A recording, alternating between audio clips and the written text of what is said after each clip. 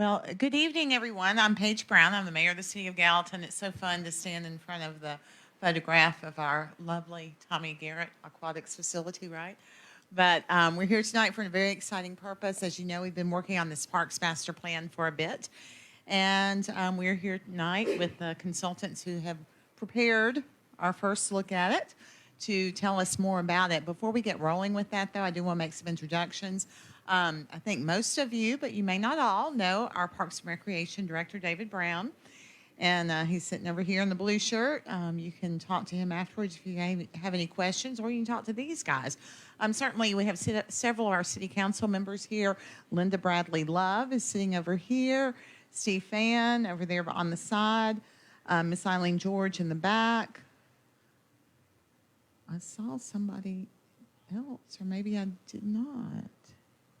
And then our department heads, of course, we have representation from the police department, asked if they were Chief Bandy's proxy because he's very passionate about parks. And Bill McCord, who's our planning director. Anyone else? Robbie Riley from our parks department's here as well, our assistant. And just appreciate you all being here and excited to move forward. While we did this plan was to try and get the community's input on where we should invest our dollars for the future. And I see some league representatives here tonight. And of course, when people come to me, they want to talk all about soccer, they want to talk all about baseball, or they want to talk all about football. And to those groups, the other sports shouldn't be as important, but we always try to ascertain where the money needs to go. And that was part of why we embarked on this plan. Another big part of the reason that we embarked on this plan is it became a necessity so that we would be eligible for grant dollars that come through the state, through the Department of Environmental Conservation. So we will have this plan in place. I'm hopeful that we will then pursue accreditation. That's been something I've wanted us to do for quite some time. But I'm quite delighted that we have such great experts on the case. Not only are they really expert in what they do, they're also very passionate about what they do. And so they've been fun to talk to and fun to kind of brainstorm with and throw our video. I think all of the council members have interviewed with them, several of the department heads, and of course, much of the public. And so it's been fun to kind of throw ideas at you guys and wonder how this is going to come back to us. So what we're going to see tonight is how it comes back to us, and we're looking forward to that. But this time, I'm going to turn it over to Jim Gillum. I guess you're kind of in charge of the team here, but I'm going to make you be in charge because he's also sort of related to me. So we're however many cousins, I don't know, several many cousins. But I'm going to introduce him, and I'm going to let him introduce the rest of his team, and then we'll roll with the presentation. So thank you all so very, very much. I'm sure that we've probably not been your easiest client, but we're going to be your favorite. Okay? So thank you. Thank you, Mayor. And as Mayor said, I'm Jim Gillum with Wald HFR Design. We're based out of Brentwood and working with community development partners. I've got Beth Meadows and Kyle Dunn here with us, and this is Brian and Dylan with community development partners. So we've really enjoyed working on this project. Started back in February, kind of getting things started, going a little slow with it there on the first end, doing a survey, a couple of early public meetings. We've done some inventory, benchmarking, demographics. So this is kind of the first night to open up and roll out, what some of the studies have come and developed and shown at this time and point. But anyway, so from that standpoint, pass the mic over to Brian and let him go through the slideshow, and then after that, we're going to open it up and really want to get some dialogue and input back from y'all so that we, really get the desires, the intent, ideas that we hadn't thought about. So all along the way, it's really, open discussion, and then at the end, definitely want to get your feedback. So, and again, thanks all for coming, and look forward to it. Thanks. And I have a mic here. Thank you. Appreciate it. Hi, everyone. I'm Brian Hill, again with Community Development Partners. My associate Dylan here with me. So we're going to go ahead and talk about the process as we've sort of led through it for the last several months to try to understand your parks and priorities. Dylan, next slide. So, what are the value of parks? Obviously, they're places to play, but they go well beyond that. They serve public health. They serve community needs for physical activity. They can be an economic driver as they increase quality of life in a place. It'll retain people, residents, attract new businesses. It can have a real impact on communities. And particularly, in such a fast-growing area, it's important to make sure that you're presenting yourselves as a city as having a high quality of life, high standard of living. And so that's what this is all about. As the mayor mentioned, these plans are also a requirement now for the statewide Parks and Recreation grants. And so it's important for us to do this and understand what the community's needs are. So just a moment to talk about the planning process. So, we good? Okay. A moment to talk about the planning process. So whether you're planning for infrastructure or jobs and economic development or parks and recreation, it's really about answering 4 fundamental questions. Where are we now? And that's looking at what are the existing conditions, what are the existing programs and projects. Where are we headed? That's looking at what are the trends, what are the trends in the community, what are the trends in the state and the national economy. Where do we want to go? And that's really largely about what future parks we want to see, what improvements to existing parks we want to see. And then how do we get there? What are we going to fund? How are we going to make those improvements? How are we going to make those programs better for you all and serve you all as a community? And then ultimately, this is all brought together into a plan document that is reviewed by the community and is updated and is kept live. So it's a little bit about the process. So where are we now? First question. As you see here, these are the parks across the city of Gallatin. You can see they're well distributed across the city. We have a lot of parks up here. Obviously, there's Triple Creek Park. There's Municipal Park. It's over near where we are right now, downtown. But really, they are distributed well across the city. Next slide, please. So this slide just basically shows, where are the existing amenities? What are the existing amenities? And this isn't every last amenity at the parks, but this sort of shows overall what are the major amenities at all of the parks. You can kind of see which parks have ball diamonds, which ones have tennis courts, pickleball courts, pavilions, playgrounds, etc. And you can sort of see how those are distributed across the parks. Next slide, please. And here's a few more of them again. Some golf, a lot of open green space, passive parks. And ultimately, next slide, please. Ultimately, you can see the existing amenities here across the city. There's a good number of them. We have, soccer fields, lots of ball diamonds. There's basketball courts, tennis courts, pickleball. The list goes on.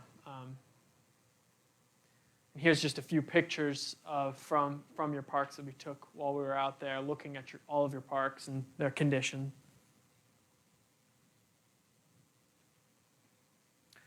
So we did a community-wide survey, and we wanted to understand what parks people are visiting, what amenities they were using, what they wanted to see more of.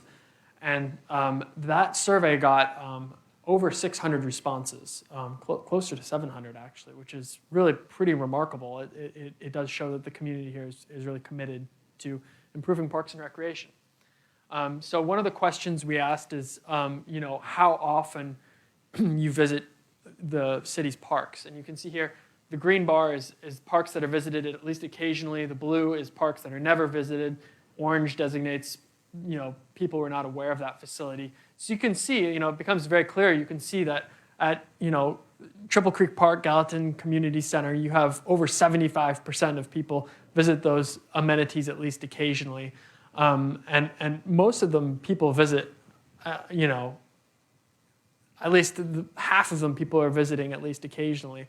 And then, it goes down from there. You can see that people are visiting some of the water access points a little bit less, and that's probably just because you're not really going to those if you're not accessing the water.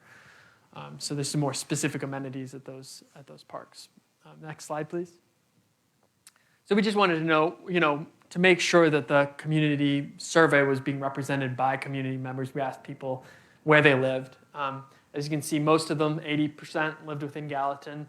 About 16% lived elsewhere within Sumner County. Only 4% of respondents were outside of Sumner County. So we wanted to know what factors impact people's parks and recreation visits. Most people said that they wanted to visit parks for programs and amenities offered at those specific locations. A large percentage said that they visited the parks because they were in a convenient location. Those were the two most popular responses. Related to the location is the amount of time available. If you have less time, you need to have a park that's closer to your work or your home. And then some people would only visit parks because of their affiliation with a church or community, organization, or business. So it gives us an idea of why people are visiting parks. In terms of participation in programs and events, we wanted to know how popular the programs are that are provided in Gallatin. You can see here that youth athletics were the most popular activity among programs and events in the city, followed by adult athletics, cardio fitness, weight training, and so on and so forth. As far as organized activities versus individual activities, so this would be group activities, sports, versus passive recreational activities like walking and hiking, swimming, boating, things of that nature. You can see that about 70% of respondents said that that individual activities were most important to them, and about 30% said organized group activities. So this kind of mirrors what you're seeing even at a national level. You're seeing a lot more support for and use of passive recreational opportunities in communities. We wanted to know, amongst a series of common activities, what people were most attracted to for parks and recreation. So again, going to those passive recreational opportunities, walking, picnicking, cycling, those were, again, the most popular, followed by just enjoying nature. Team sports followed very closely after that. Civic center programs were also very popular, which makes sense. I know that the Civic Center is something that's a big point of pride in Gallatin, and it should be.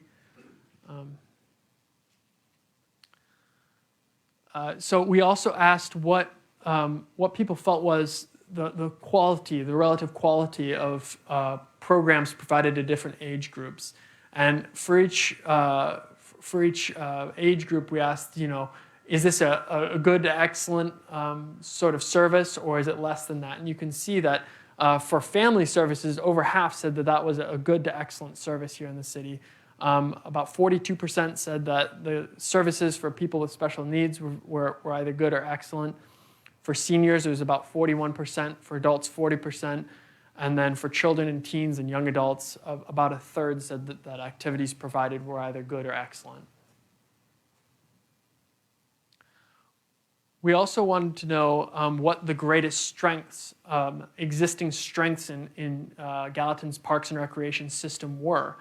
So you can see, again, going to those passive recreational activities, and particularly the greenways and trails, which have become very popular over recent years. About half said that those were some of Gallatin's greatest strength, were the greenways and trails.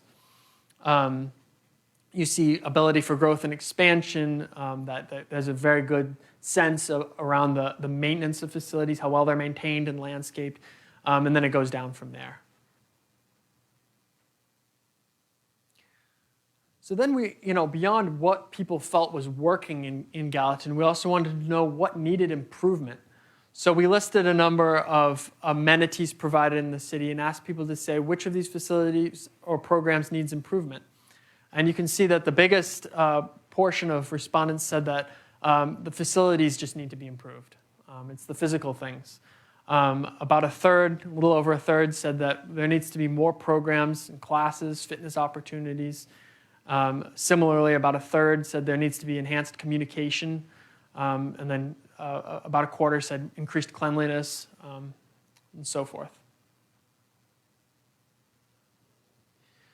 So we wanted to know how the city gets out the word about programs or activities, special events, or even new park facilities. We wanted to know how people were hearing about those things.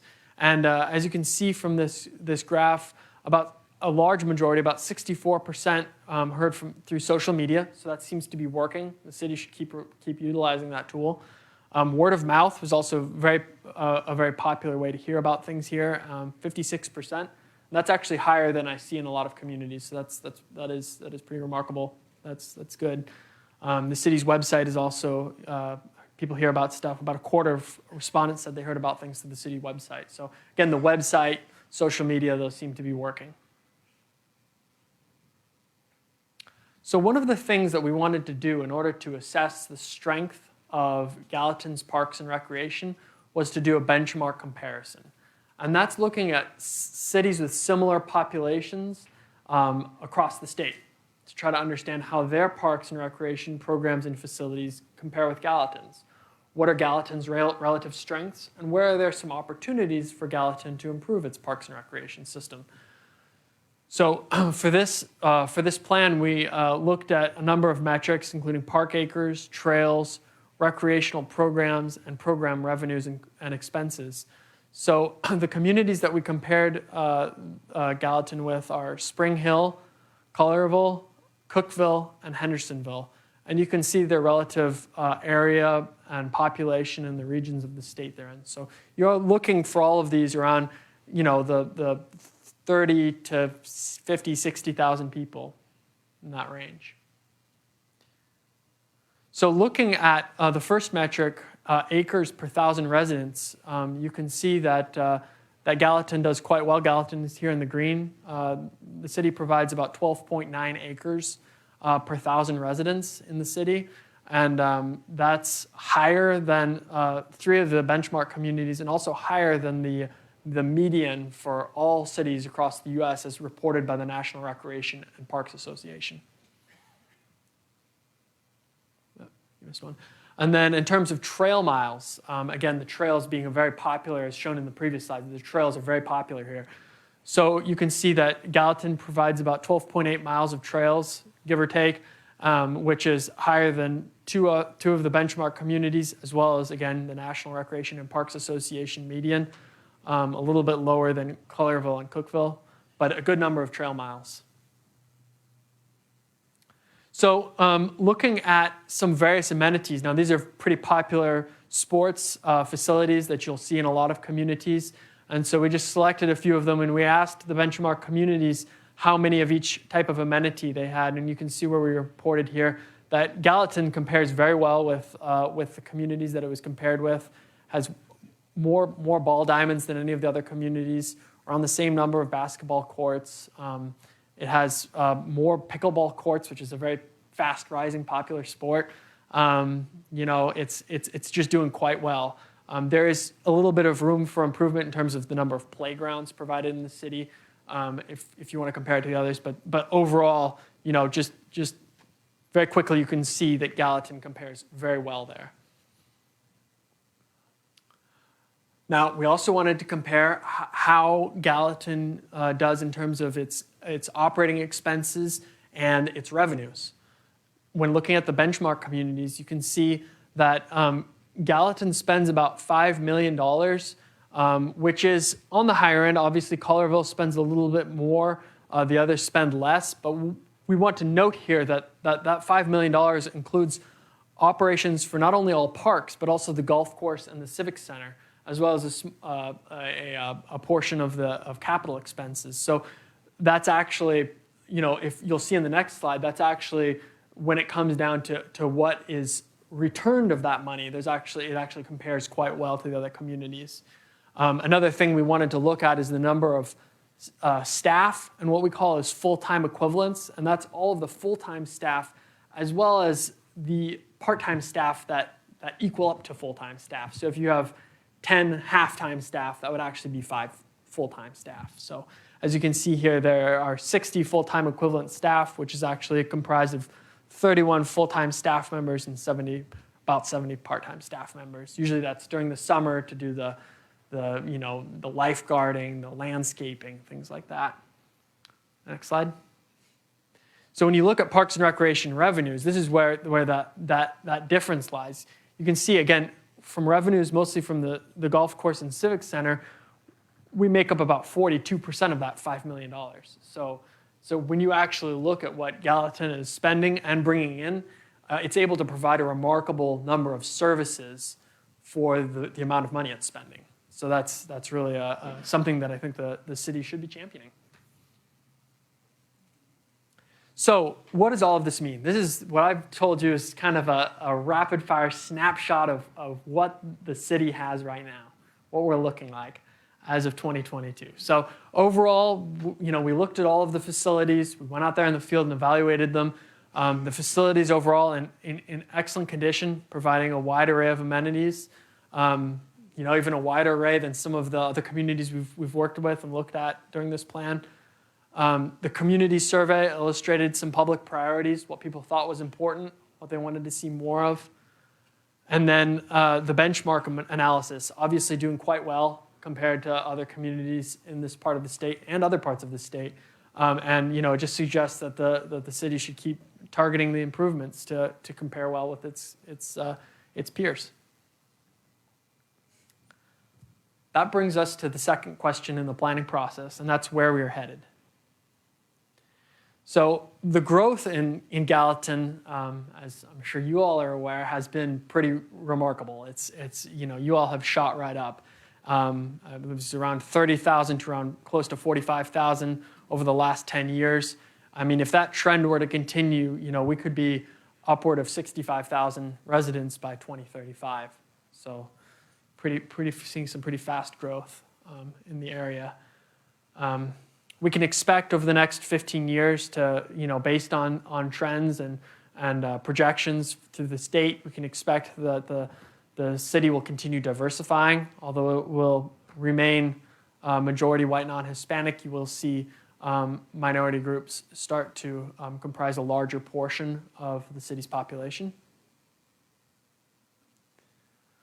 Education levels in terms of attainment are similar to county and statewide levels. So you're doing well there. We've seen remarkably fast employment growth here in Gallatin, particularly looking at administration and support services, retail trade, and manufacturing. I mean, you can see how all three of those sectors, the jobs have just shot up. So that's going to continue. As that trend continues, it's going to draw people here to the region even more, and you're going to see more demand for parks and recreation. You can see that in many ways the city has and continues to trend younger, with children, young adults, and middle-aged adults growing more quickly as age groups than the older population. Based on trends, again, we've seen a lot of employment opportunities increase in the area, and I want to note that these employment opportunities tend to be paying well. So you can see that the median household income in 2010 was around $44,000. In 2020, it was over $60,000. I mean, if that trend were to continue, you'd have about a median household income of around $100,000 by 2035. So what does all of this mean in terms of these trends that we're seeing? Well, obviously, first I want to say that these trends aren't the only reason that we decide we want to invest in parks and recreation. There's a lot of other reasons. We want our town to look and feel a certain way, or we want to compare well with our peers. But we do see that there's a heavy population growth, a trend that we expect to continue here. The population is getting younger. There's very strong job growth here, which is going to draw in more people. They're well-paying jobs, so it's going to be drawing in people who have a lot of demand for active recreation opportunities. We expect continued wage increases. And what all of this means ultimately is that the city needs to strive for balance as it develops its parks and recreation, maintaining its existing assets and trying to develop more new assets that the city really demands. Which takes us well into our third question, and that's, where do we want to go? What do you all want to see? So this is some of the things that we heard about when we asked that question in the survey. We asked people open-ended questions about what they wanted to see more of, what's working, what's not. Some of those suggestions fit into these easy categories. So the biggest thing that people said right off the bat is they wanted to see more safety, security, and lighting at the parks. Beautification and maintenance at the parks. Just in a large scale, they wanted to see more communication and advertising, more maintenance and upkeep at the dog park or parks, more pickleball courts. Again, you all compare very well to your peers on the pickleball courts, but people are crazy about them. They want to see that continuing to grow. More connectivity in trails, sidewalks. That's something that people are saying everywhere around the state. They want trails and greenways, sidewalks, not only for recreation, but to get places, give them a public space. And disc golf is also another popular one. Some other ones, they wanted to see improvements and more opportunities for swimming, expanded courts and fields, more restrooms for the public, more splash pads, increased staff for doing parks and program activities, and so on and so forth. And then, next slide, please. I won't go through all of these, but we'll just leave this up here for a moment. These are some other suggestions that we heard from the surveys, just a variety of them. Let you take a look at that for a moment. As you can see, these do range across a number of types of facilities. So people are wanting to see a wide variety of amenities in the city. So again, that goes back to that balanced approach, making sure we're providing both those passive recreational opportunities and the active ones for things like soccer, things like baseball. So people want to see all of that. So another thing that we did was we asked people to just tell us in their own words what additional amenities or activities they wanted to see. So those last several slides were based on a multiple choice selection. This slide is based on people's feedback in their words. So we took all of their open-ended responses about additional amenities and activities, and we put them into a word cloud. A word cloud simply takes the most common words in a series of responses, and it makes those words bigger. And the less repeated words are smaller. So trends immediately start to rise. You see, obviously here, pickleball courts are very popular. That jives with everything we heard earlier in our presentation. People want to see civic center improvements.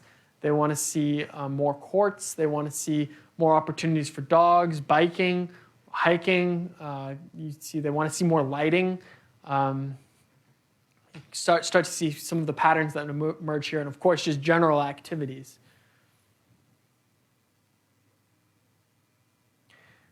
So we also want, so that takes us to our last sort of section here, and that's looking at future proposed improvements that we sort of came to based on our discussions with the city and what we heard from the public in the surveys. Now, this is just a preliminary list. Nothing is set in stone here. I want to make that very clear. We want to get further feedback from you on what you think should be prioritized amongst these things. This is what we've heard so far. Everything that I tell you tonight is a work in progress. So don't take any of this as something that needs to be this way. But here are some of the ideas that we have developed so far. We talked about the Gallatin Civic Center here. We talked about putting in a campground or RV sites. We talked about facility expansion with additional multi-purpose building and potentially a lazy river somewhere over there. At Clearview Park, we talked about a new community center with restrooms, new playground equipment, parking, basketball court improvements, a new pavilion, new seating, and landscaping. At Triple Creek Park, we talked about additional sidewalk improvements, more seating and shade, added lighting, and new just general wayfinding and signage. At Municipal Park, we talked about adding in a skate park. We talked about improving seating and shade, again, landscaping, constructing new fencing and scoreboard at the ball field, and adding lighting to the pickleball courts. On the Greenway, we talked about adding some signage for wayfinding and for mileage, so you knew where you were, and then putting in phone systems for emergencies, other issues that might arise along the Greenway. Next slide, please. The Rogers Soccer Complex, that's a bit of a difficult one right now. I know that there are floodplain conflicting uses there that are challenging doing improvements there, but we're going to keep an eye on that for sure. At the Long Hollow Golf Course, I wanted to renovate the clubhouse, put in a new irrigation system, new roofing, and a golf cart fleet. Then at Lock 4 Park, which includes 3 access points to the water, expanding the disc golf course and improving accessibility. Thompson Park, installing a ball field lighting, replacing the skate park equipment, improved seating and landscaping, and then a backstop and scoreboards at the field. Rotary Park, nothing specific identified, but just continuing update and maintenance. Similarly with Peach Valley Access. And that's one that Peach Valley Access, there hasn't really been a plan developed, a master plan for the site developed yet, so we're gonna be working on that as well. And here are a few other park facilities that need an actual specific master plan for each park, but here's some ideas we had for them. There's the Franklin Park and Farm, which is about 60 acres, and we're looking at walking trails, mountain bike trails, playgrounds, disc golf, basketball, pickleball, and pavilions. East Main Park, which is about 3 acres, passive park with a shelter and seating, a trail. Langley Hall site, probably a training center, maybe some trails throughout the site, maybe a natural area or nature area. And then Nashville Pike Access 1, which was just acquired. We don't have any amenities targeted for that yet. There are some additional improvements that were targeted through the survey and our conversations with the city thus far. And these are things that I say are additional because they don't necessarily fit into one of those parks that we discussed. These are ones that may touch several parks, or they may just be outside of the parks. But in general, we talked about a new campground RV sites, which again, and a lazy river, which again could be at the Civic Center. They could be elsewhere. A new skate park, therapy pool, community center building additions, ball fields, continuing to address ADA and accessibility action items, increasing lighting throughout parks and trails all over the city, developing a maintenance plan for the playgrounds to make sure they're kept in good condition and ready for use, continuing to expand pickleball courts, making more wayfinding accessible, improvements so that people can use the trails and parks and know how to get to things, and then acquiring more land to expand soccer. So that takes us to the last question in the planning process, and that's how do we get there? So ultimately, there's really only two ways to pay for parks and recreation improvements. When you're looking at whether that's a program or it's a facility that you want to improve or a new facility you want to create, there's really only two ways to pay for it. It's pay as you go or borrow. Two major things pay as you go includes, of course, the city's general funds. It includes hotel and tourism funds. It can also include grants. It can include fees potentially. And then everything outside of that would be borrowing. So that would be you go after a USDA rural development loan, a loan with a low interest rate, or borrowing from another fund through the state, or the federal government. So these are really the only, when it comes down to actually making these improvements happen, this is how they have to happen, one of these two ways. So we asked the community, about their support for additional funding. And this is some of what we heard. We asked them, how much do you support from a scale of fully support to do not support? How much do you support city-provided programs and amenities to serve more citizens? How much do you support city-provided programs that generate revenue? And how much do you support city-provided programs and amenities in new locations? As you can see here, serving more citizens seem to be a bigger funding priority than the other two, followed by programs that generate and facilities that generate revenue, and then amenities offered in new locations. Can you go back to that slide a moment? Sit there here for a moment, let you all take that in.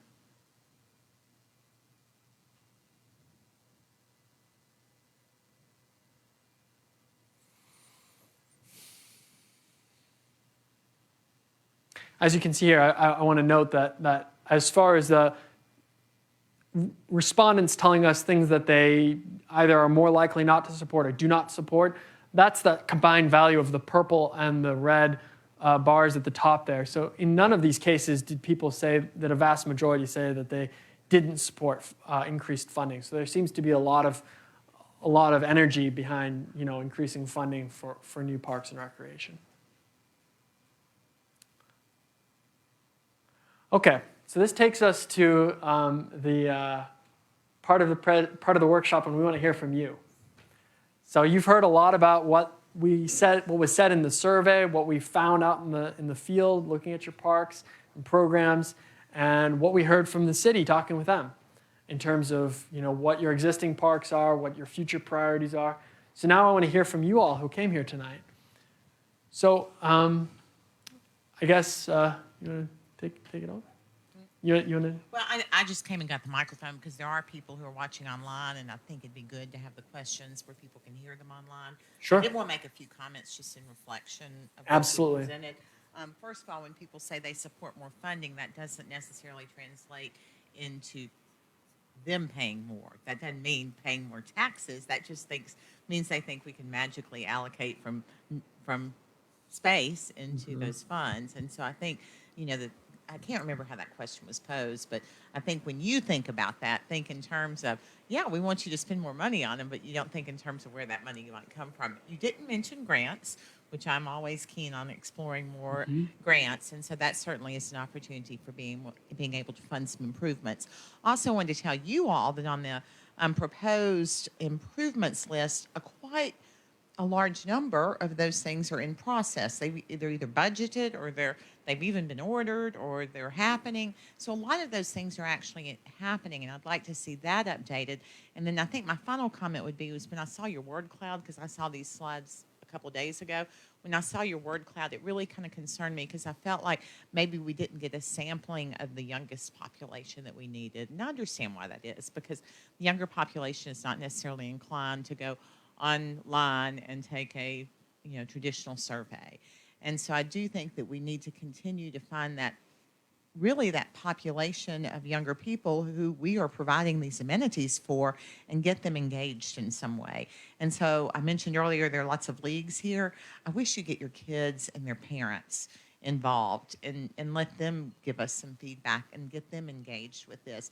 And also some of your non-traditional sports. Jeff Henschel, who's running there he is back there, who's actually running the presentation this evening online. He became all fascinated with pump tracks yesterday, which, that's not something, but that population probably knows what a pump track is and would be excited about it. So those are my only comments about it. Really, all for those is maybe to spawn conversation with all of you.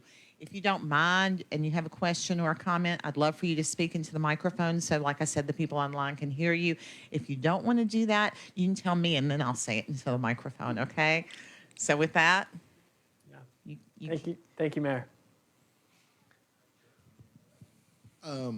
So first of all, a question about some of the numbers that you provided, and then maybe a comment after, depending on what your answer was. Sure. Where did you arrive at the numbers for like the number of, say, the different ball fields, like diamonds and soccer fields? Because that is severe, for at least soccer, which I was involved in, it is severely overstated how many soccer fields we actually have.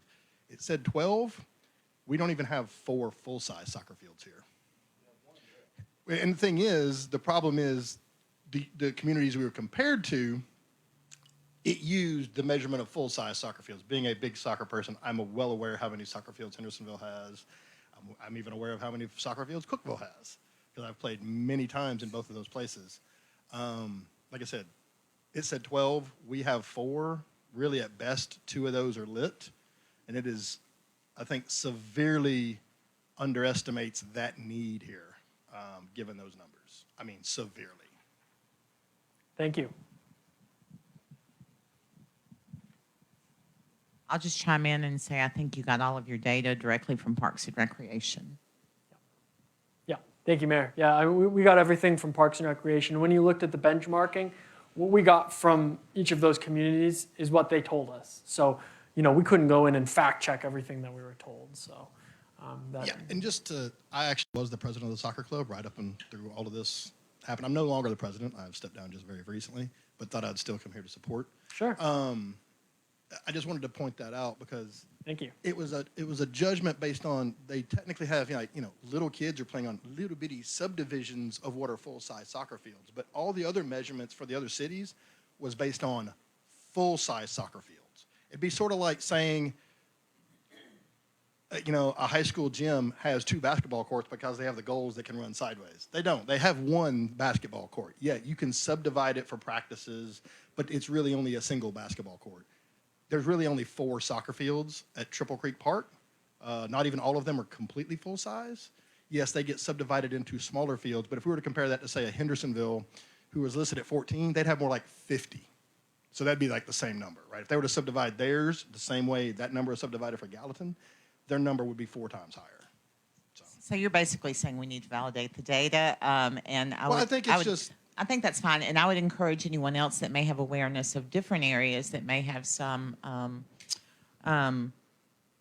disagreement with how we're representing it to let us know, because I Absolutely, want it to please. be accurate. Absolutely. I also saw someone comment in the online viewing that they would like to have this PowerPoint available. I assume we can have that put online. Mr. Henschel, he nods. So anyone that's listening, we will get that put online for you so you can look more closely at what is in that presentation. And it likely does need to be updated in some areas, particularly where you were talking about proposed when they're actually in progress. Sure.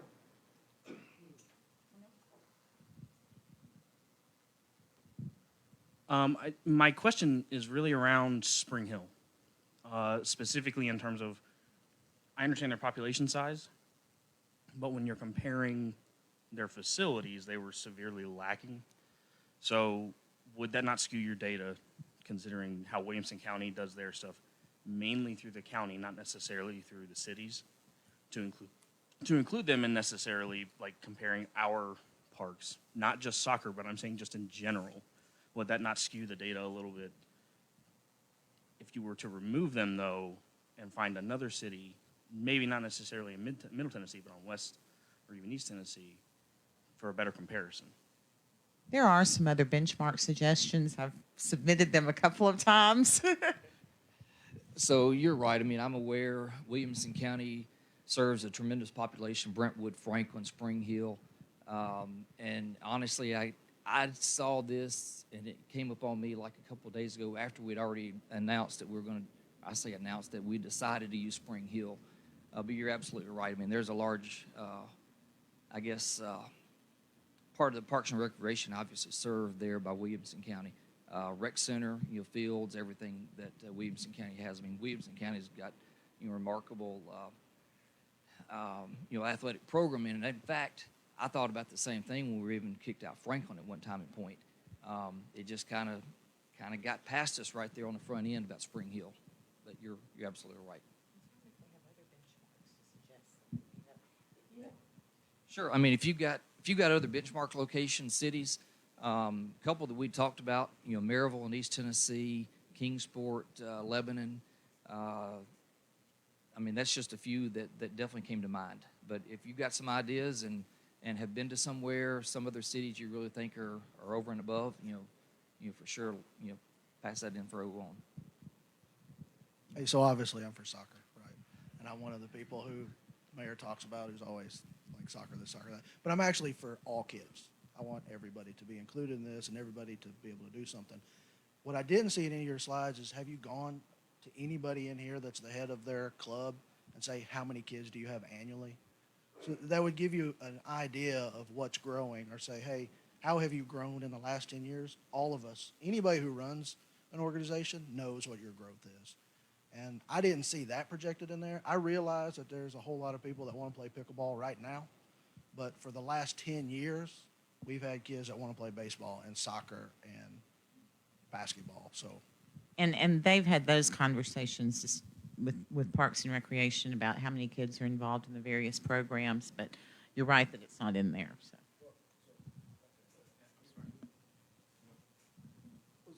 for like us, yes, we do answer to, and we are involved with the Parks and Recreation, but we're our own entity.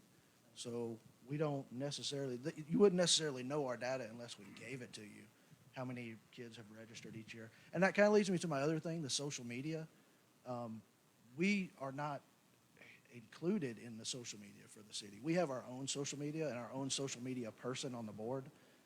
So I think that would be a good collaborative effort if there was a social media page for all of the youth sports. Because I noticed the other day, I looked at you guys and you have like 3,200 people that follow you, and I think we have, does anybody know? 2,000, 2,100 or something like that.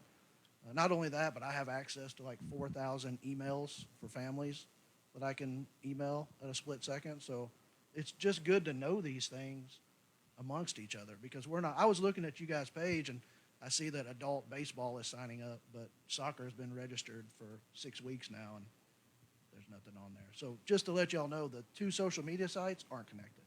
And that may be the same for all of us in here. So I will say, and one, we've had a couple of public meetings. This public meeting, I mean, this is definitely one thing that we're looking forward to get information on that, and we can certainly dig in and help reach out to parks. And I guess we don't know all of you, but through the parks and everything, we can help get, how many users you've got, what kind of growth you're looking at and all that. But definitely, this is the feedback we're looking for, no doubt, here, and that's why we held this meeting. We appreciate it. Thank you, guys. Nice presentation. Thank you, Mayor, for facilitating that. Couple of stuff I've seen. There's some parks we never heard about. For years I heard my councilman say we didn't have a park in our district, and we have one. Looks like it's Franklin Park, and no, it's not Franklin.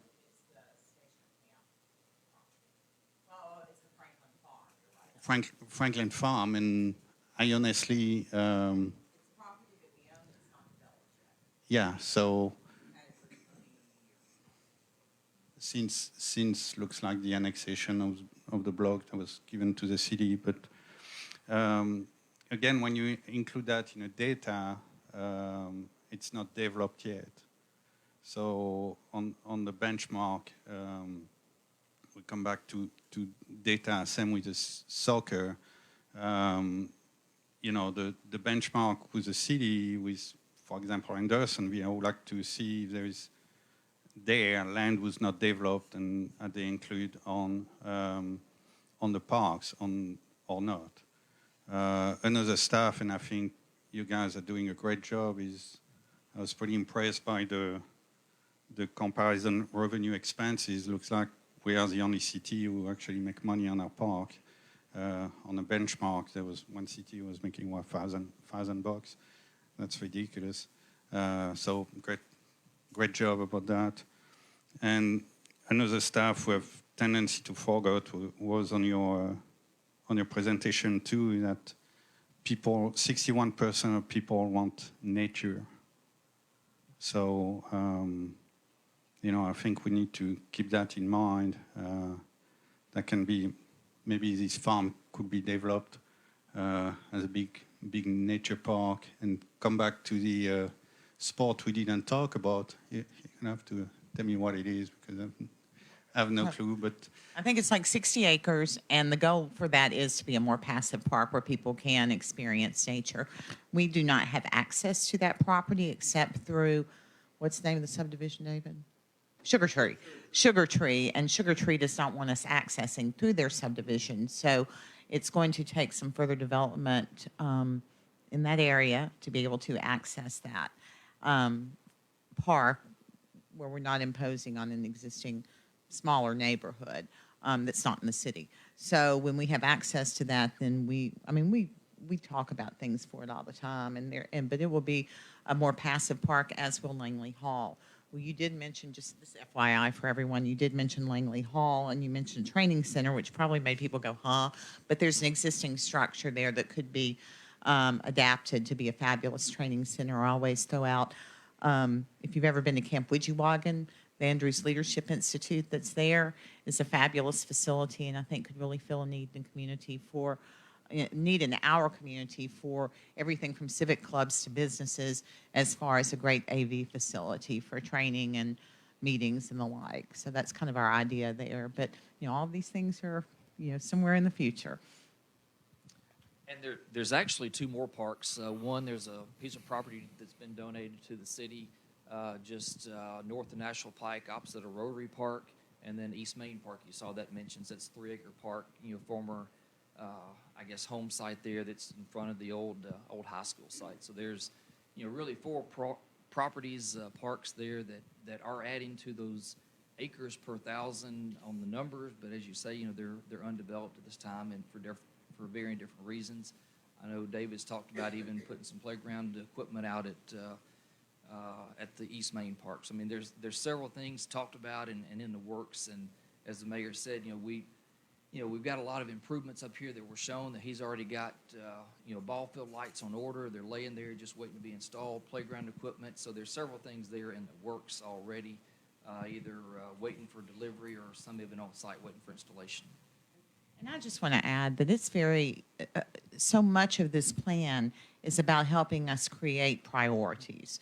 Because as I said earlier, I hear from the soccer folks and the baseball folks and the football folks, and trying to figure out which needs to be, where in the priority list each improvement needs to happen.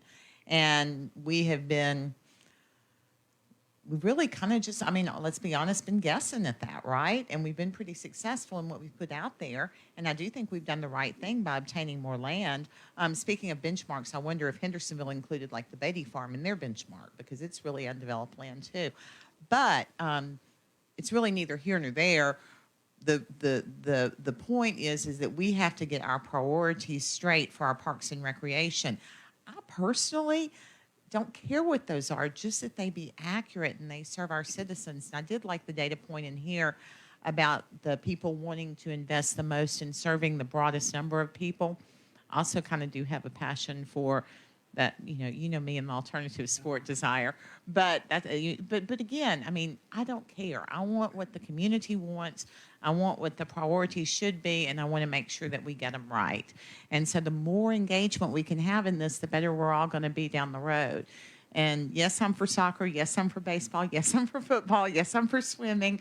But, sometimes they feel like competing interests, and they shouldn't be. They should be complementary interests. And you're right, you who mentioned, the numbers of people that it affects really matters. And we need to get our arms around that. Also want to respond to your comment on the social media. We do need some collaboration and cooperation. Kim from the chambers in the back of the room. Okay, she wants a microphone in just a minute. But let me say that we at the city, certainly those who handle social media for Parks and Recreation and the Chamber of Commerce, we can't be constantly calling everybody and saying, do you have something you want us to post on social media? So we need to create systems where we can get this information sent to us and we can help disperse it. I think we all are very willing to share what we see, but you know how it is. Share what you see, you tend to get a very narrow exposure to the things that you see the most. So, yeah, I'd say everybody's real game on that, but I appreciate that point. Ms. Baker wants a microphone back here. No, you want a microphone. Felicia wants a microphone. I was not done, Mayor. You get me in the middle of a sentence when you started talking. I was just... Go right ahead, Mr. Juvance. Yes, thank you, Mayor.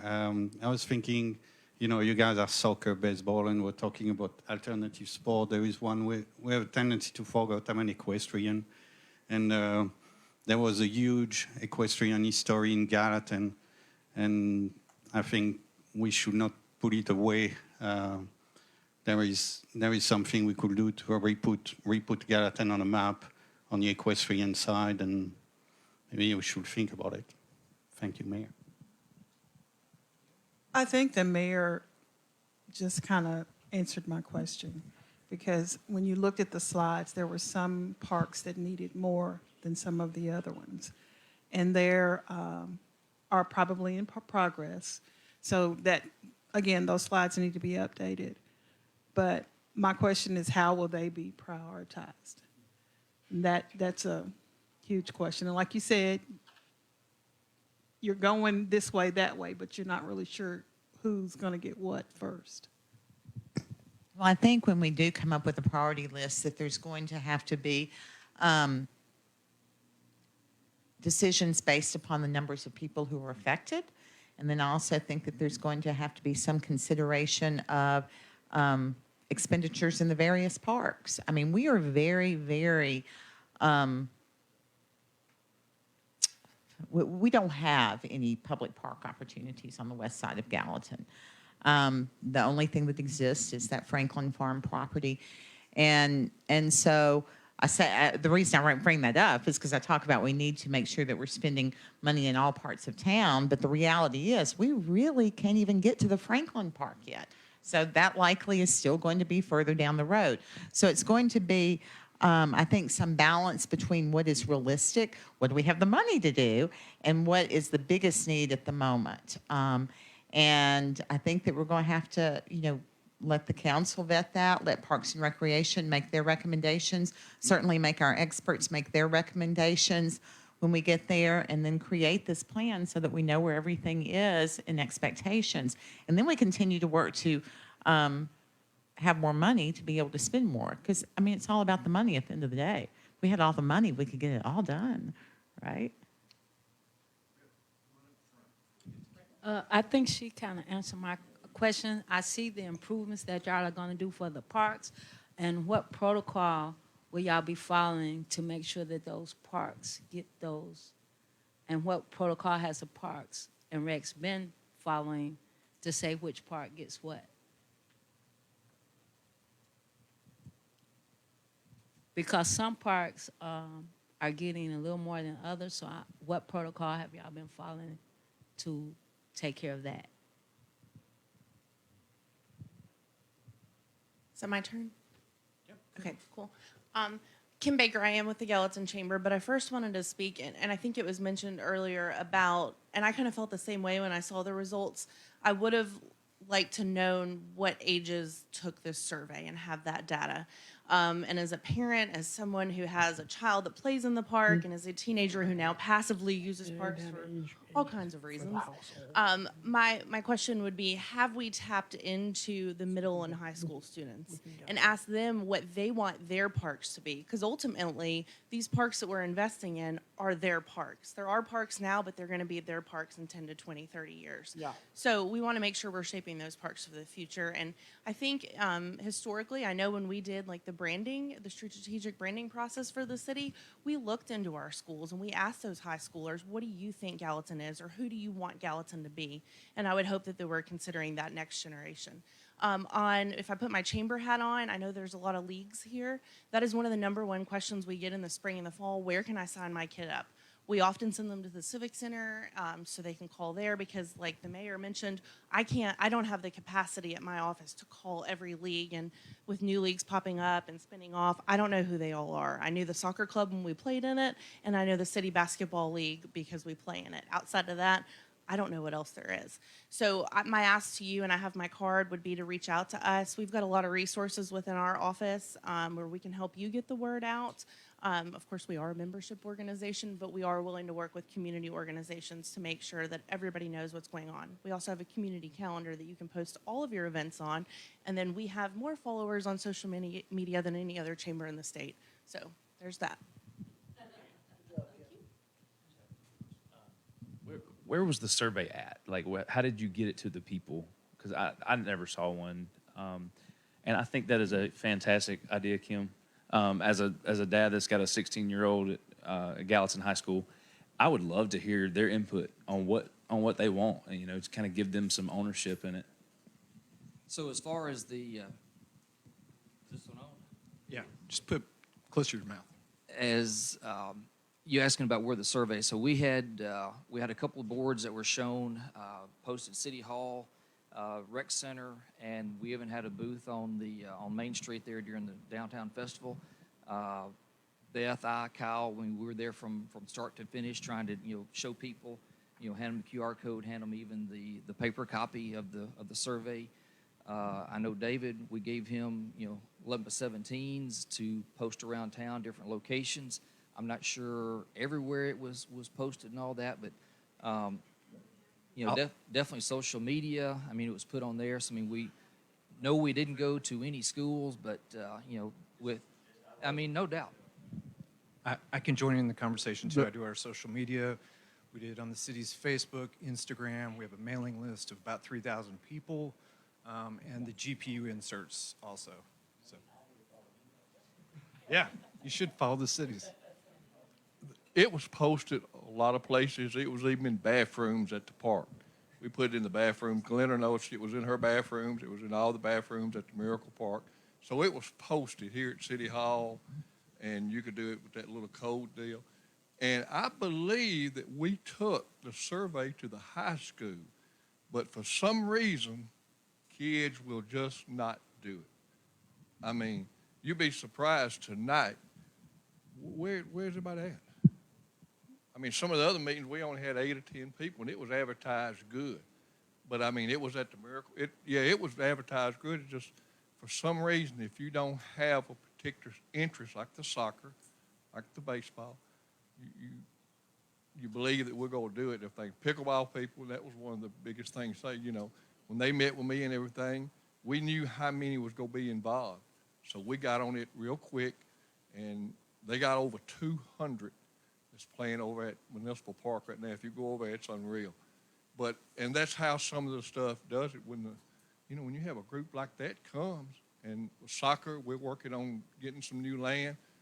I'm going to try to work with Welch College about using a bunch of their land out there until we can get some land. So a lot of this stuff, and some of the stuff is on there, as the mayor said, has been done or being done now.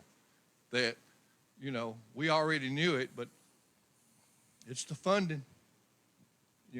That's the biggest thing is funding.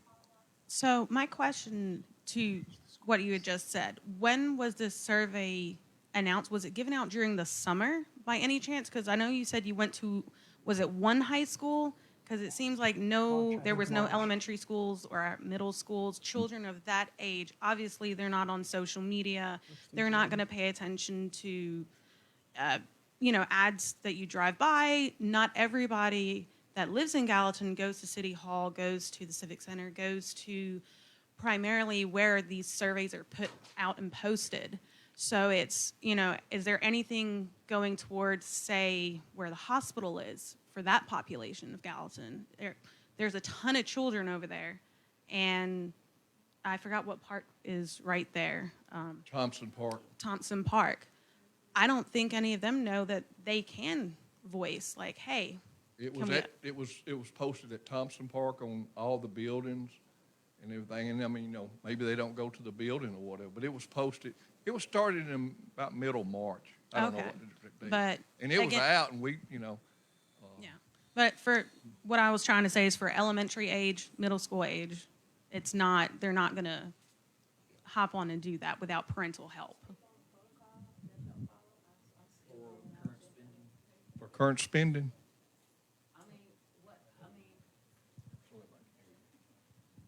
I know certain parks get certain things. What protocol do the parks and regs or the city go to see which park is going to get what? Well, if you can see now, or you'll see in the next few months, all the parks are getting improvements. Clearview Park, for example, is getting $2 million to build a building and a new playground. Thompson Park's getting $400,000 worth of lights and a new playground and a new. But what I'm saying, that was a long time before Clearview had gotten that money. I'm saying, what protocols have y'all went through in the past to determine what park gets what, or what type of money that each park is going to get? A lot of it is by public demand. When the people in that area came, and wanted to build a new building or whatever, that sparked that up. It's really a lot of the demand. Soccer is coming because they're full. And the fields are based on what fields you use too. You're correct. Yeah, it's. But that's why I was saying full-size fields is the only way to compare city to city.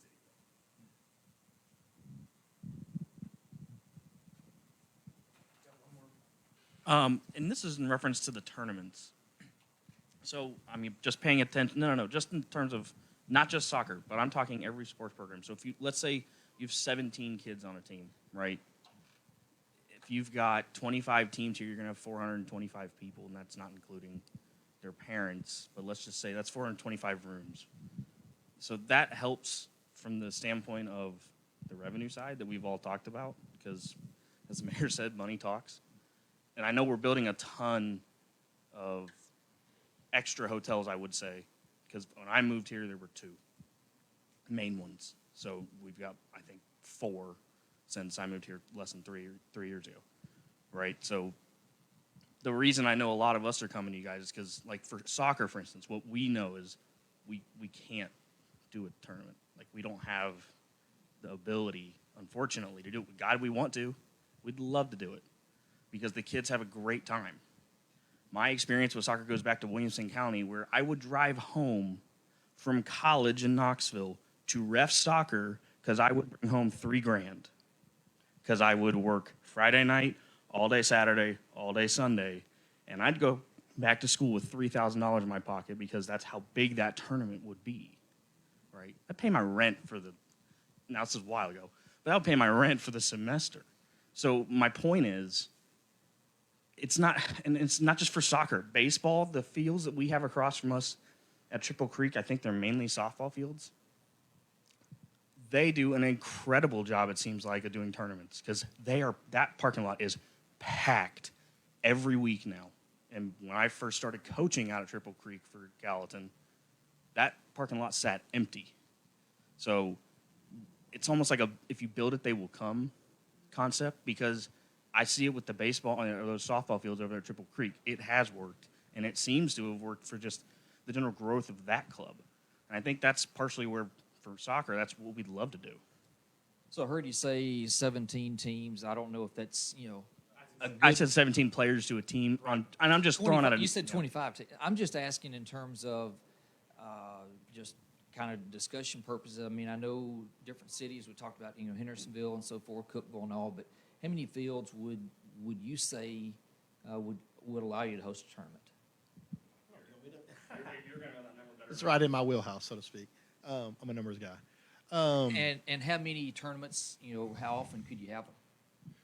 Generally, the soccer club is a member of Tennessee State Soccer, which is a member of U.S. Youth Soccer and all that. Some clubs may have a couple over the course of a season. When we say a season, we mean like a fall or a spring.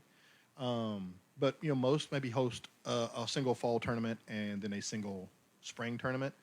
I was surprised that someplace maybe like a White House wasn't on that on the comparison, since they are maybe fairly similar demographic and close to us. And here's a perfect example. They just added a new soccer field there, and they have, I think, 6 fully lit soccer fields at their complex. Portland, who is quite a bit smaller than them, has a roughly the same number, maybe even actually slightly more. We actually, as a club, for instance, registered more players than both of those did combined, and had 2 lit soccer fields. Probably to host a tournament, you would need probably a minimum of around 5 or 6 lit full-size fields to be able to host a tournament of a minimum of 50 or 60 teams. There are tournaments like Williamson County, since they were brought up, they have 300 plus teams that show up to their tournament over a weekend. They use 3 or 4 different parks. And I mean, I can only imagine the kind of revenue at $900 a team.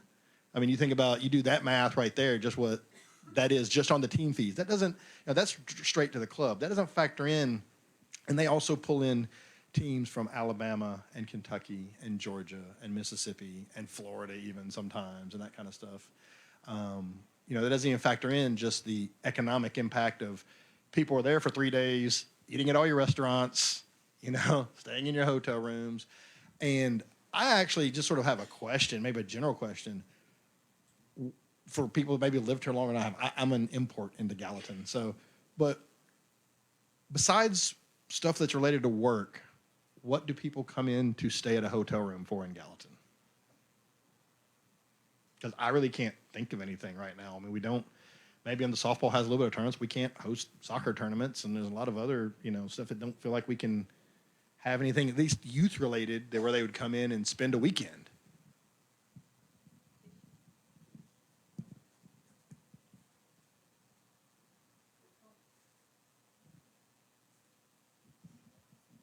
Thank you. I just had a question because I thought I saw on the slides that we can use tourism dollars and hotel tax dollars to put towards the parks. Is that correct? I'll let one of the others. I mean, there is a way that if it's And I guess I know from Hendersonville, they used some tourism dollars on their indoor hockey facility they did.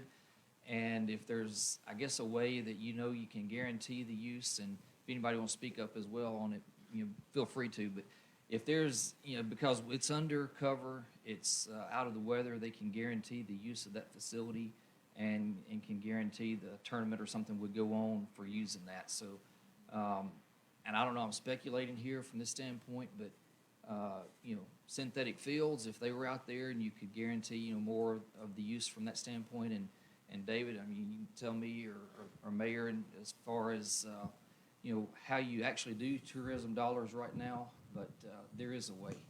We actually are going down this road with some of the state departments because they do watch those dollars. From my observation, I feel like other communities have used them in ways that if the state were watching them closely, they might contest, but because we're trying to do the right thing, we're going down the proper road to make sure that that our expenditures related to that are proper. I think at the end of the day, we have to prove that whatever we invest the money in draws tourists to our area, which, tournament goers do qualify. But it can't be maintenance. It has to be, some kind of permanent investment. And really where we are right now, we have some dollars. We also have some, I'm sorry, I'll let y'all speak. That was a great. Anyway.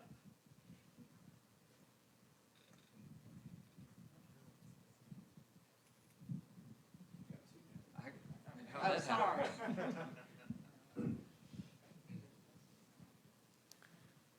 So, anyone else? I mean, So, yeah, I should have taken it from her. Sorry, Mayor. Just so it's known, like, I'm not speaking in just soccer terms here, even though I'm an advocate for them, and I'll keep saying that. If we don't grow with the things that are growing, you will actually kill the thing. So negative publicity also kills the thing. So if I know youth flag football's here, I met him outside. Cool guy. Yeah. That's a growing sport. That's actually one of our competitions. That's kids are going back and forth between flag football and soccer. If you don't grow for that, if you don't project out for those things, the negative publicity means that they either move or go play it somewhere else. And you kill the sport. So I don't know if you know this, but if you kill the sport at the youth level, at U8, U6, 5-year-olds, they don't play it in high school either. They don't go on. They don't play it for your colleges. You don't get that revenue. It just ends. And there's communities out there where sports end. I travel for a living. There's communities that you go into, sports end at like 10 years old because they didn't plan for growth. So you're going to kill it on one end. So like this plan, I love it. I'm glad that we're doing it. But if this plan is 5 years from now, you may kill some sports. I think along that line, there was a slide there that talked about the average age. And Brian, I don't know if you looked at what the average age is in Gallatin compared to the other communities, but, definitely like you say, Gallatin's getting younger. And I think that's important to look at and remember is, providing those facilities for the younger people and the young community and keep them active and involved in it. I appreciate what you just said about, losing kids to other communities to play sports. One of the areas that I hear a lot of that in is baseball. And so I have a friend who is a baseball person over here. And so I'm going to force the mic upon her because I know she's sitting on the edge of her seat ready to speak. Well, what I want to say is we have had a variety of change in baseball. And with adding travel baseball to our community, we did that about 10 years ago. I will say that the city did embrace us when we started that. They did come in, they helped us, they provided fields where we could have travel baseball. Where we're having a problem is we're trying to bring tournaments into the area, and we do not have enough fields to provide the amount of teams that are wanting to come in here. We are going to try something this fall, which I have talked with David, I have talked with the mayor. We're going to try to bring in travel tournaments this fall and see how it works. The problem is with having 7U through 18U wanting to bring in, you cannot have a tournament if you have 6 teams with one ball field for that age group. So the need for fields is grand here if we're wanting to do travel, but we're going to try it. We're going to try several age groups at a time, but a little at a time. So say 8U and 10U one weekend, and then the following weekend 9U and 11U. So we have to do it a little bit at a time, but I've been doing this for 21 years, and it can work if we work together. We figure out what we need to do and then do it together. We've partnered with FCA Sports. They're going to help us try to figure out what the need is and then bring it to our area because we want to see it grow. We see there is a need, and we don't want to see it just happen at the edges of our state, but happen here in Gallatin. So I think that we can do it if we all work together.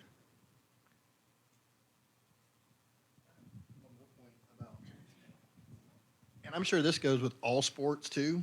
And I know because David has called me about this multiple times, Gallatin is in a very good location for like competitive sports and that kind of stuff. I know in soccer, we have a concept called Tennessee State League. And it's not uncommon, a Memphis team has to play a Knoxville team. Well, you know what? They would sure love to find a field in the middle of the state, and both of them drive 2.5 or 3 hours instead of driving 6 hours to go to the other team's home field. And David actually reached out to us multiple times, and I'm like, dude, we need the fields. There's we can't give up field space to someone else that's wanting to come use it because literally we can barely fit on it. We'd love to be able to facilitate that kind of stuff a lot more. And I'm sure, the baseball fields, if there was, the problem is there's not even enough field space for the people that are here, much less. And that was the thing that was frustrating. That I was like, here we were talking about trying to give fields to somebody that's doesn't even live here and let them use our field when we don't even have enough field space for ourselves. And I get that that's, trying to rent the fields and that's the thing, but the people that are here are the ones that are initially, who should be served first, obviously, and having that more field space will allow that kind of thing without negatively impacting whether it's soccer or baseball or anything else, All right, since I got y'all here, if in the future we built more soccer fields or more baseball fields or whatever, are y'all willing to share some of the revenue? That's the biggest thing, and that would help fund some of this. Are you willing to share? I know baseballs, they share a little bit now. Yeah, that's what I was about to say. We're even in the process of going to our donors with the Fellowship of Christian Athletes because we want to invest in the fields. So we're willing to prove that from our side. So absolutely.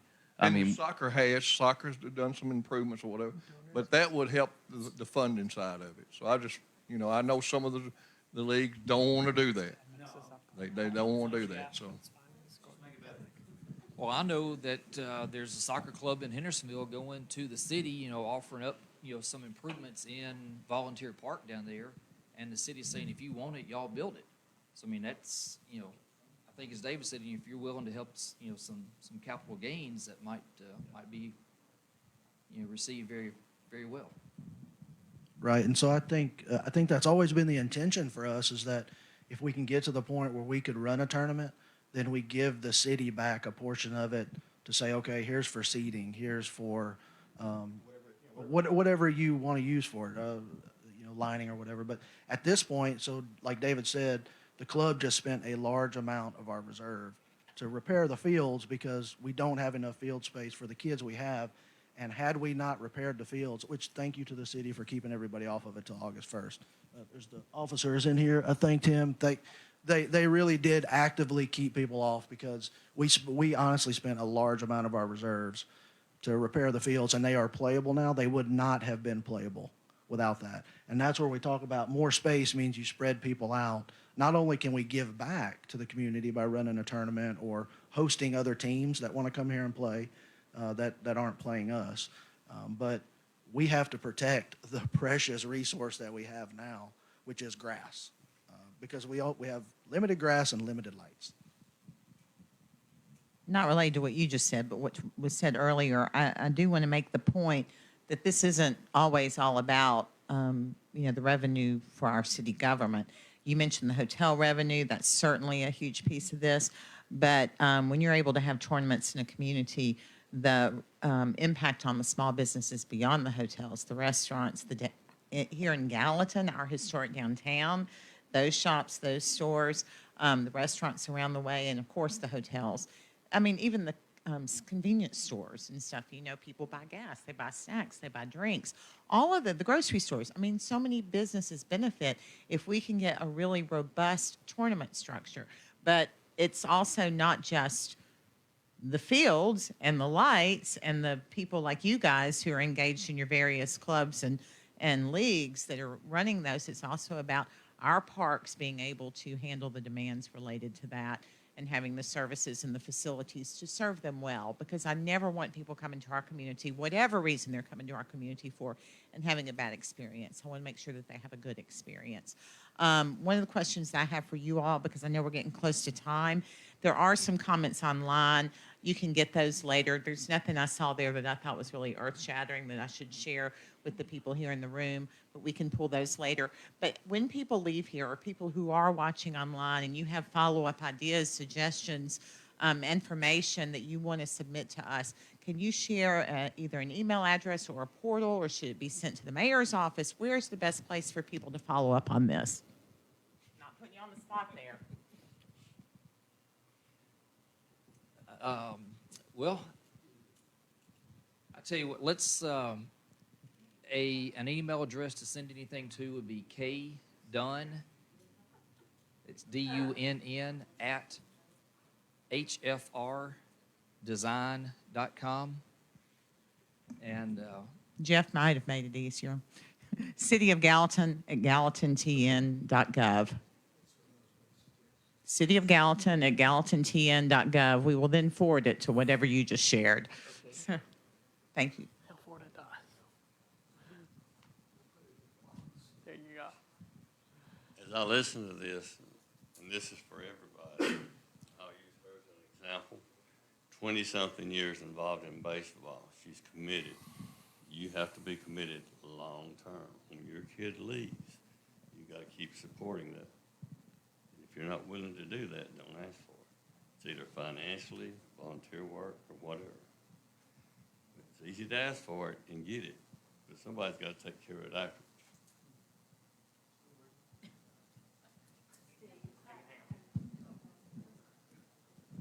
Okay, I promise this is not sport related, okay? One of the things that my kids, for the parks that we currently have, Miracle Park is great.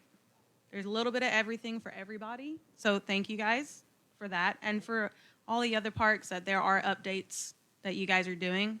One thing that could be suggested is for, it's a very young age, but toddlers. There isn't really a whole lot where mothers can take their toddlers. I mean, you have parks, but typically the jungle gyms, realistically it's the swings and then maybe a little slide. But if there's like a little area, I love that you guys have the section in Miracle Park where they can bring their scooters and their trikes and, kind of that little roadway in there. The pedal park. It's wonderful. But other mothers have said there's not really anything else within the city. Sorry? Some ideas. Mommy and me classes, maybe in like the Civic Center. Or with swimming. I know we have the indoor pool. So there are moms that want to bring their infants and swim, or their toddlers too. It's just there's not really groups. And, programming, yeah. So we have the facilities, but there's not that outreach to bring people.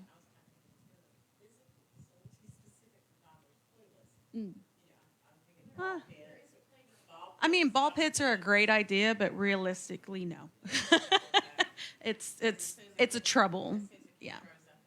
Yeah. Ball pits are, unless you want to hose them down every hour. It's, yeah. But kind of things like that, like classes for the younger ones, since there is, I can't remember what the numbers were, but the growing population's what expected 22,000 over the next 15 years. So that's going to be a lot of young parents or older parents, with young ones. So maybe, things for the children that are not in school, programs for, programs or groups, things, and it can be done at the current facilities. It could be something like group walks on the trails with young ones, or just some ideas. So.